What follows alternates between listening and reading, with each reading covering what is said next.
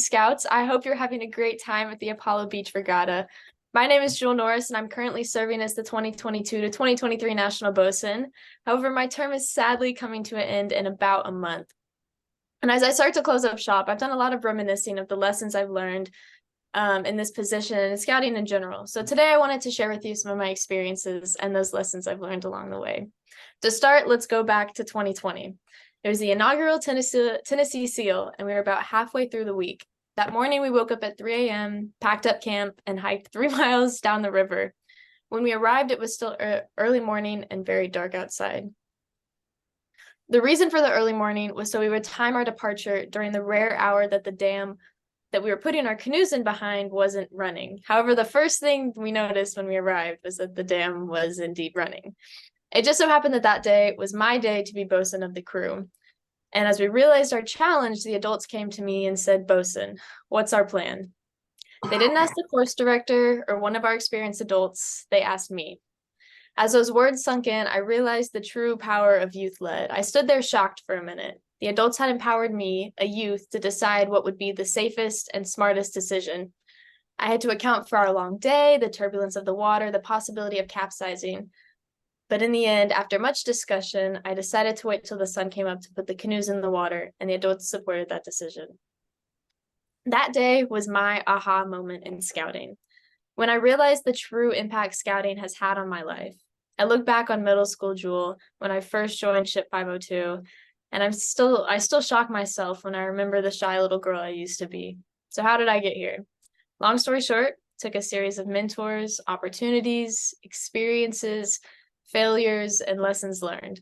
So let me share with you 3 of the key lessons I've learned in my scouting journey.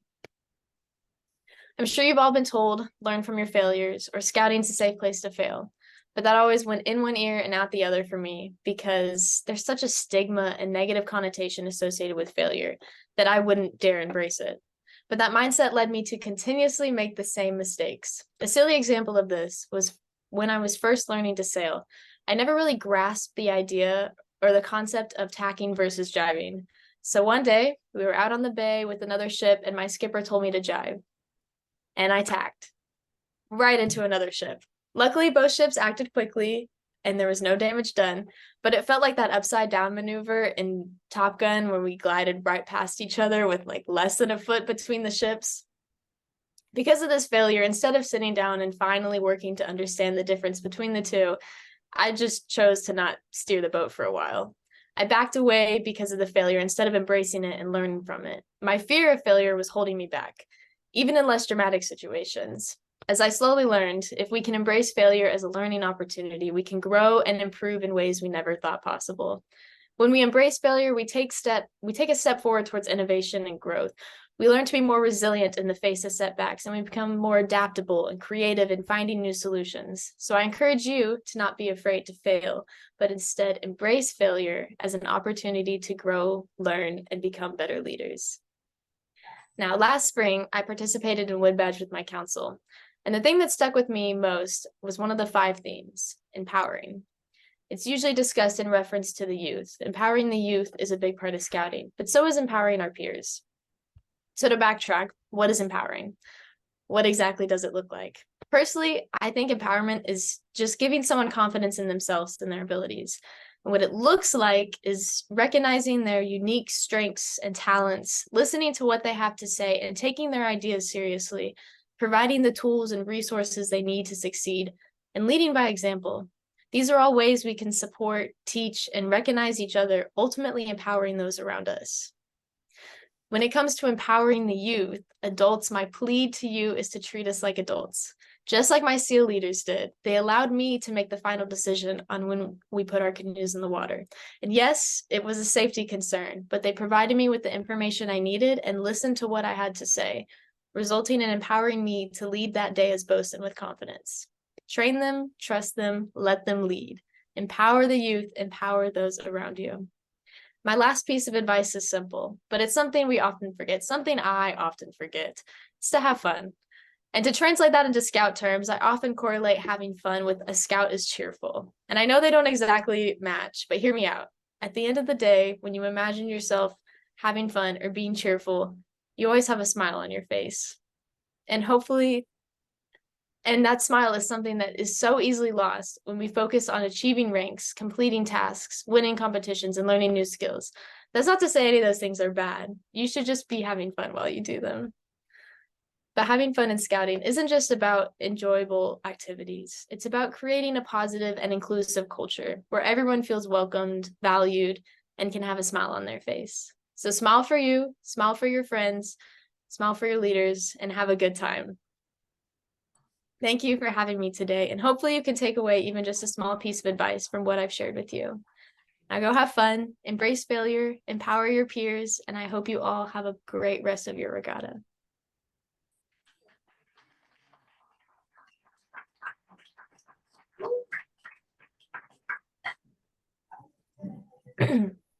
Now, I know Tom mentioned that we might do question and answers, so I don't know how y'all want to felicitate that, but I'll open the floor to questions now if anyone has any.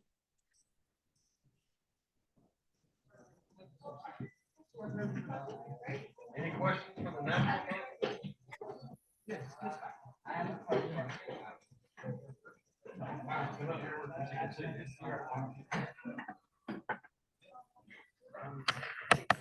I have a question. Go for it. What made you join Sea Scouts in the first place? So I joined Sea Scouts because I grew up as like a scout or a Cub Scout sibling, so both of my brothers were in Boy Scouts, and so I was always on campouts and doing like Cub Scout day camps, and I really enjoyed the program. And so I went into Girl Scouts, and it's just not the same. And my Girl Scout troop folded, and I was like, okay, what do I want to do now? And so I looked into crews and I looked into ships. And ultimately there was a ship in my area that I already knew some people in. And so I was like, okay, guess that's my place. And I joined the ship. Thank you. Of course.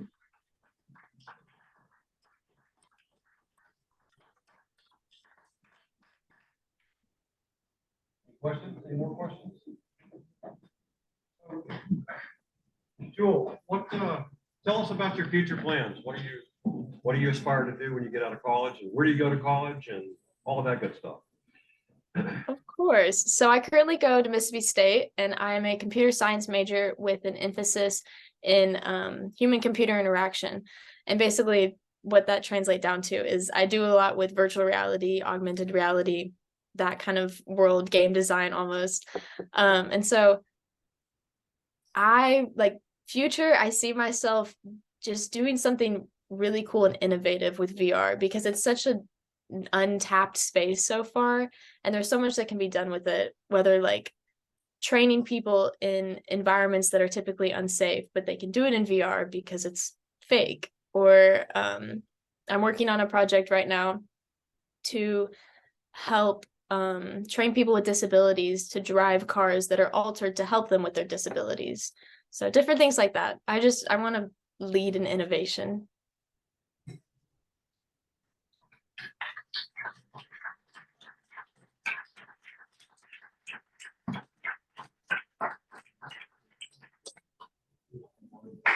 Any other questions for the national level? She cares for National Youth Quarterback, for the Sea Scout program, for the Boy Scouts in America. No questions from somebody that's about taking advantage of opportunities, guys. No questions. Yeah. What was your most difficult part of the national movement? And what was your aha moment with that? What was the second part of the question? What was your aha moment? Like, what was the big change? So what was the hardest part and what was the big change between doing what they're doing and what you're doing? Like what inspired me to get here, or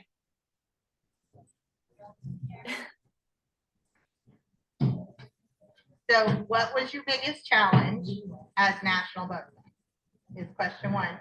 And then question two is, what was your aha moment, or what was when you realized how different it is what you're doing there versus what you did here, and what helped you make that transition? okay. My biggest challenge as national bosun is time management. It's a lot of work. I probably have towards the end of term, I've had like almost a meeting every single day. Inbox is always full, everything like that. So I really had to learn how to schedule my time and work with that. And that was my biggest challenge. My aha moment would probably be, goodness, that's tough. I guess it would be when I was in territory. I was the inaugural territory bosun and all of that, and I had come from council, but council bosun, it doesn't feel quite different from just like working with your ship. But when I was in territory, I planned a territory event and kind of being the leader of that process and then going to the event and being like, wow, I just planned this for quite a few ships, was probably my like aha moment of this is really special to be able to be in this position.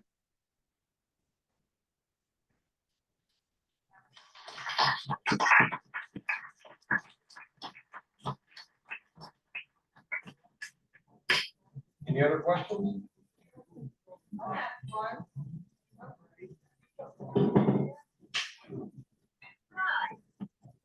Hello. Future plan of helping, are you like to continue helping out with the Sea Scouts, and what is your future plan? I'm so proud that you want to help out people that are disability and with their vehicles and everything. I'm very happy to see that. Wait, can you repeat your question? Sorry. Are you going to continue helping out with the Sea Scouts? Yes, I will. I'm currently working on a project kind of behind the scenes right now, that is gonna last a lot longer than my term. And hopefully that'll be public soon, but I will be sticking on and helping with that project for a while. Thank you.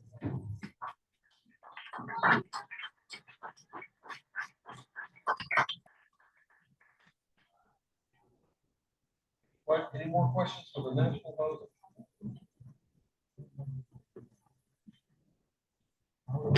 John, you have any questions? I have a question.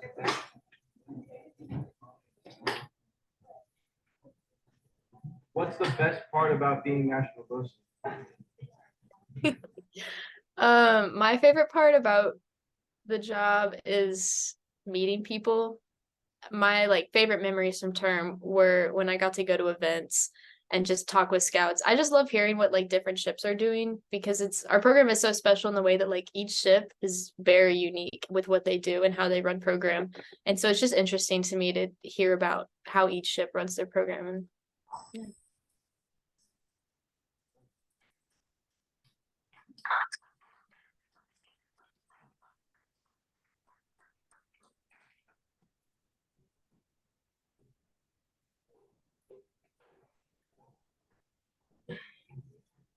Oh, go ahead, Jim. I have a question. Are you associated with any other program besides Sea Scouts? Yes, I am in both Scouts BSA and venturing.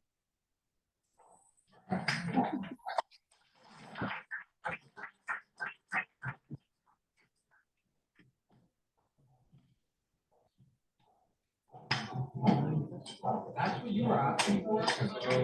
Any other questions for the national bosun? Go ahead, John. What was the hardest part about becoming the national bosun? I think the hardest part for me was kind of like I had a mental block where I was like, oh, I don't think I could actually do it, or like I don't think I'd actually be selected. And so like actually like putting my application in was the hardest part for me because it was just like a mental block. I didn't think I would get there, but look at me now.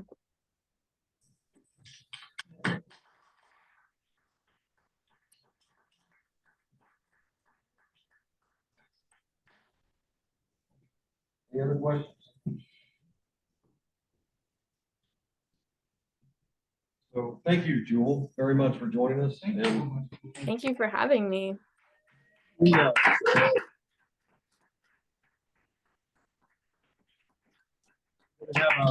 you're welcome to listen in if you want to. We're going to have our all the ships that are represented here are going to talk about what they did last year and what they plan to do in the coming year.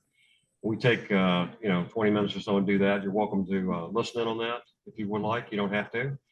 But it seems to parallel what you were just saying about wanting to learn those types of things. So we're going to go right into that. Feel free to listen in. Will do. Thank you.